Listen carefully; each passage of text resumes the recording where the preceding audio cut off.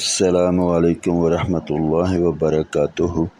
الحمدللہ رب العالمین والصلاة والسلام علی خاتم الانبیاء والمرسلین۔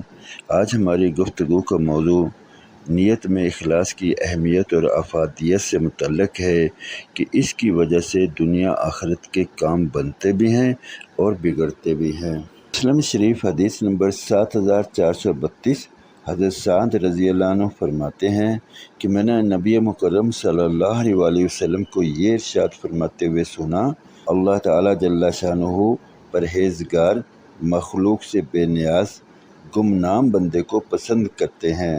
شعب الایمان جلد 5 صفحہ 343 پر حضرت ثوبان رضی اللہ عنہ روایت کرتے ہیں کہ میں نے نبی مکرم صلی اللہ علیہ وسلم کو یہ ارشاد فرماتے ہوئے سنا، اخلاص والوں کے لیے خوشخبری ہو کہ وہ اندھیروں میں چراغ ہیں، ان کی وجہ سے سخت فتنے دور ہو جاتے ہیں۔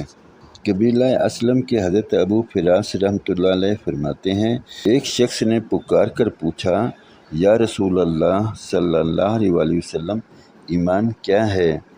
آپ صلی اللہ علیہ وسلم نے ارشاد فرمایا، ایمان اخلاص ہے۔ شعب الایمان جلد 5 صفحہ 359 پر حضرت ابو سعید رضی اللہ عنہ فرماتے ہیں کہ نبی مکرم صلی اللہ علیہ وسلم نے ارشاد فرمایا، اگر کوئی شخص ایسی چٹان کے اندر بیٹھ کر جس میں نہ کوئی دروازہ ہو نہ کوئی سوراخ ہو، کوئی بھی عمل کرے تو وہ لوگوں پر ظاہر ہو کر رہے گا، چاہے وہ عمل اچھا ہو یا برا۔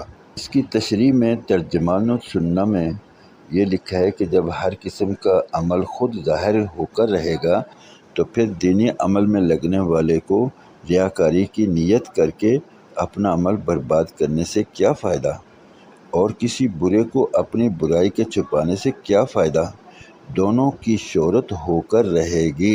جو بھی ہم کام کریں، ہمارا دل چاہے یا نہ چاہے، اس نے ظاہر ہو کر رہنا ہے، تو کیوں نہ ہم ہر عمل میں رب تعالیٰ جل شانہ کی رضا کی نیت کر لیں۔ اللہ رب العزت کے عذاب سے ڈر کر کسی برائی کو چھوڑنا اور اللہ رب العزت کے انعامات کے شوق میں نیک کام کو کرنا، یہ آج دنیا میں ہماری ذمہ داری ہے، تاکہ اس کی بنیاد پر آخرت میں رب تعالیٰ جل شانہ ہمیں انعامات سے نوازیں۔ آج اگر خراب نیت کے ساتھ کوئی بھی عمل کیا تو اس کا نقصان دنیا میں بھی ہوگا، اور آخرت میں جب اول تاخر تمام انسان اور تمام انبیاء علیہ السلام، تمام بزرگ ہستیاں موجود ہوں گی اور رب تعالیٰ جل شانہ اس کو آشکارا کریں گے، اس وقت کس قدر انسان کو ندامت اور شرمندگی ہوگی۔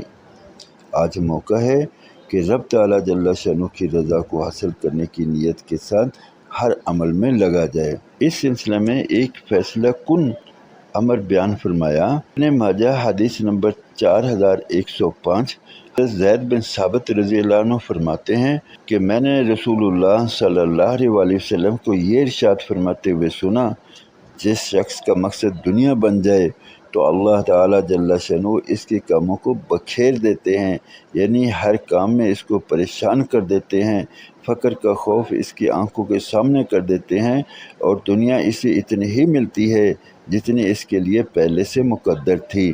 اور جس شخص کی نیت آخرت کی ہو تو اللہ تعالیٰ جل شانہ اس کے کاموں کو آسان فرما دیتے ہیں اور اس کے دل کو غنی فرما دیتے ہیں، اور دنیا ذلیل ہو کر اس کے پاس آتی ہے۔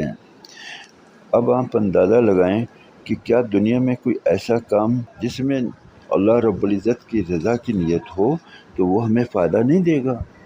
تو کام تو وہی کرنا ہے، صرف نیت کو بدلنا ہے کہ ہم یہ اللہ رب العزت کی رضا کے لیے کر رہے ہیں یا اللہ رب العزت کی حکم کی بجا آوری میں یہ عمل کر رہے ہیں۔ اگر ہم ایسا کر لیں گے تو اس سے دنیا بھی بنے گی اور آخرت بھی بنے گی۔ گزارش ہے کہ ان باتوں کو اپنے دوست احباب عزیز و اقارب تک پہنچائیں، انہیں بھی نیکی کے کام کو کرنے اور دوسروں کو نیکی کے کام کرنے کے لیے تیار کرنے والا بنائیں۔